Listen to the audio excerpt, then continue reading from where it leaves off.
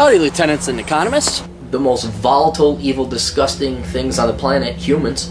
If you have a video request, you can always go to assholeconsulting.com. Yeah, I am gonna charge you, kids. And that is the importance of not fucking up. You are such an asshole!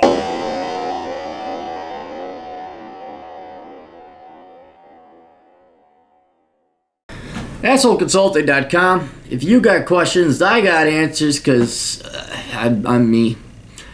And you're going to pay me. That's how it works. So anyway, we have a request, and I still, after 3 times, try to figure out exactly what this guy wanted, and I couldn't make heads or tails, but I'm going to try my best. I'll pay you $25 to talk and critique whether I could this whole incident.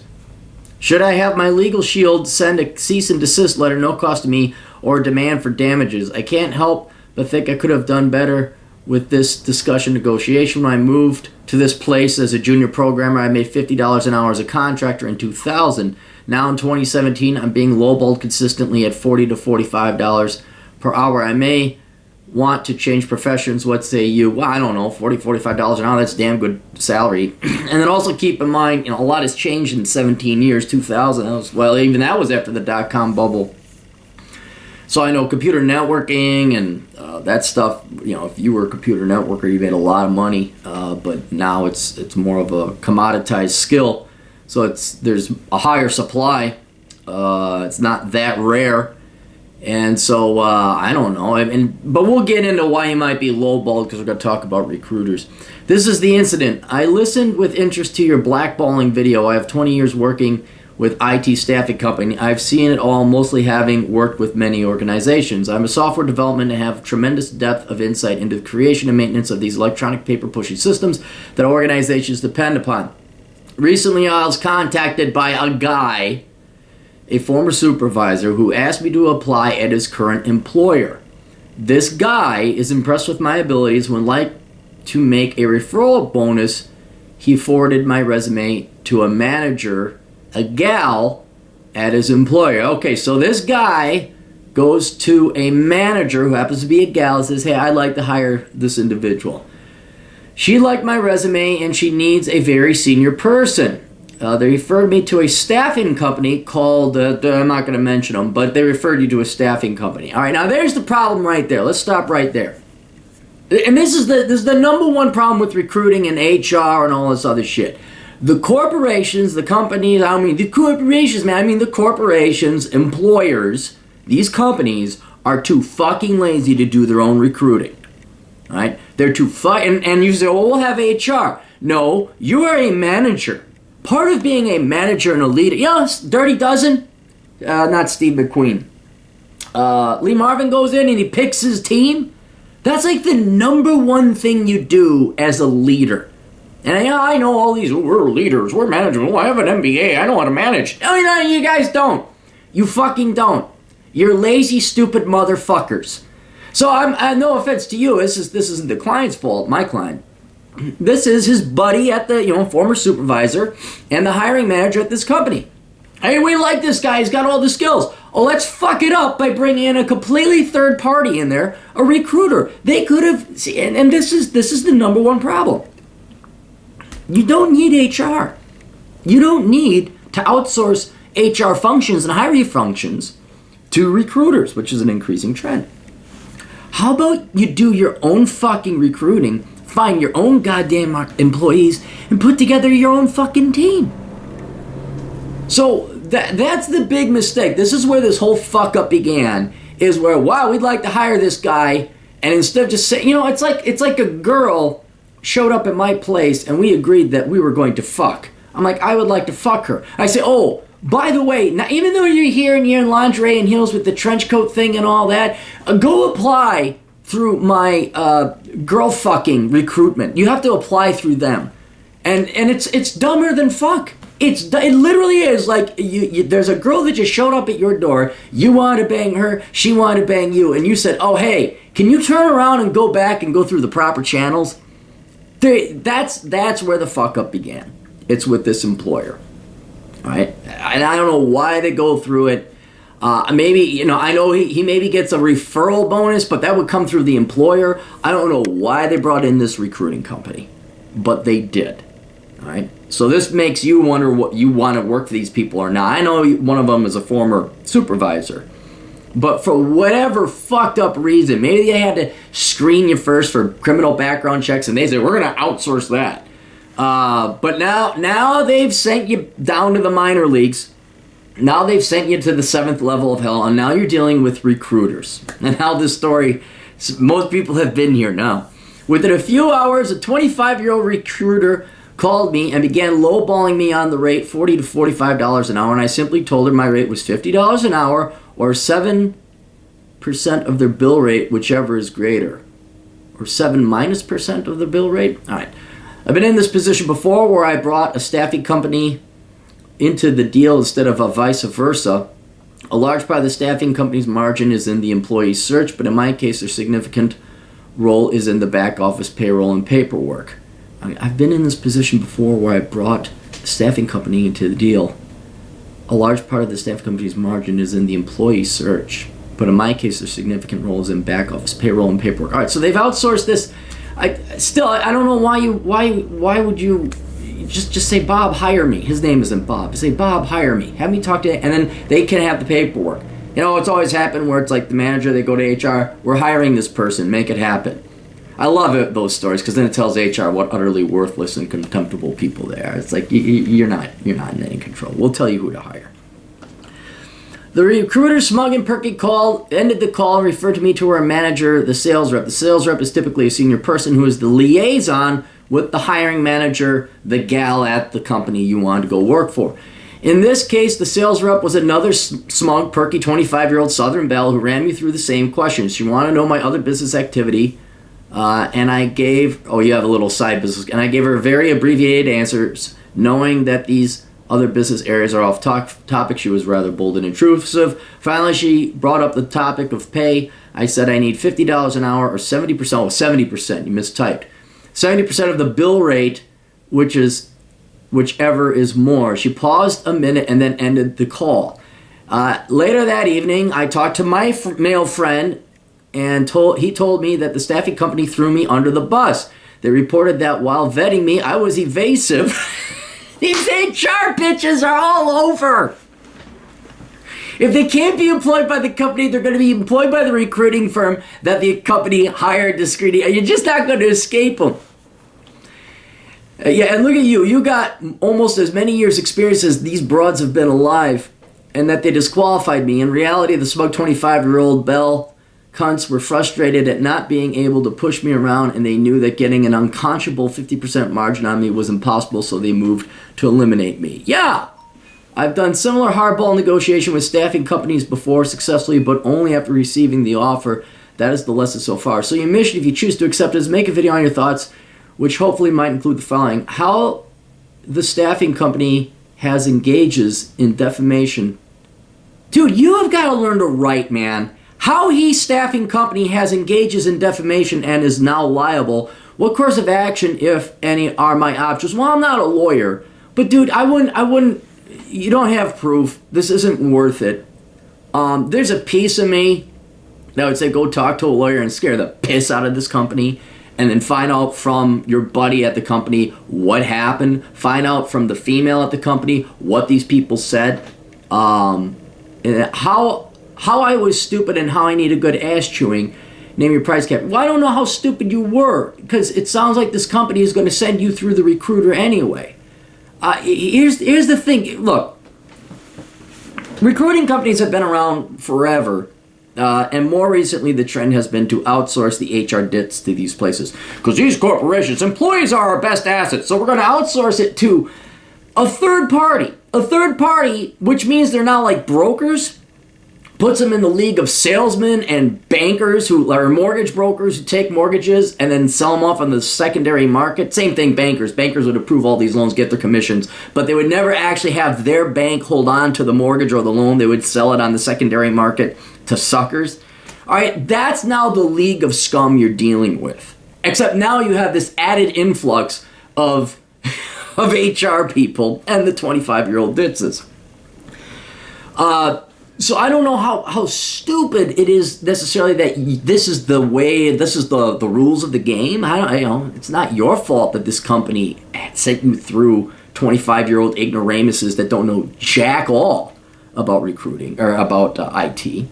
But I think if there's a place that you screwed up is you said, no, just hire me. Just have me interview with the guy. I mean, look, guys, you need to be more aggressive and assertive, and above all else, you have to have self-respect and standards. And one thing I will give the millennials a little bit of credit for is that they are so lazy and entitled that they actually give back to the baby boomers what they rightly deserve. It's like, what? No, I'm going to go home and play video games. Because the boom, like, what? I'm not going to get paid for an No, I'm not going to do it. And people have got to stand up to employers, and that's not even standing up. It's like, no, I have self-respect. I wrote a piece over on LinkedIn about how I just won't accept telecommute. I won't accept commuting. I don't have to take a job no more, but I will never commute again. Never, unless the pay is egregious and it's worth it. But commuting is unacceptable. Unacceptable. I also refused to interview with HR. Again, I'm not going to interview again unless times get really hard and Asshole Consulting goes away for some reason. I refuse. And this was before Asshole Consulting was ever self-employed. I actually turned down, I think, like 3 or 4 places like, well, we're going to have you come and talk to HR. I'm like, no, I have no interest in interviewing with your company. If you're going to plop me down in front of some goddamn ditz who doesn't know anything about my profession, like your 25-year-old ditz here, and that's HR, that's within the company. What you need to do is say, no, I'm not going through recruiters. Recruiters are scum. They're scum.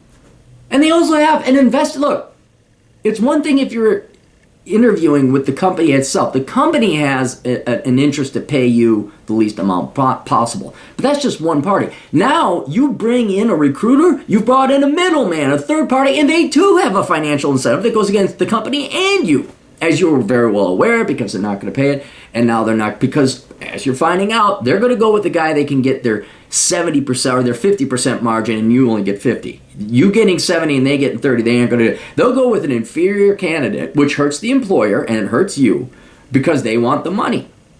They have an incentive. You've now driven up the costs. Well, not you, but these employers have now driven up the costs by bringing in unnecessarily a third party because they're too fucking lazy to go and do their own job or candidate searching.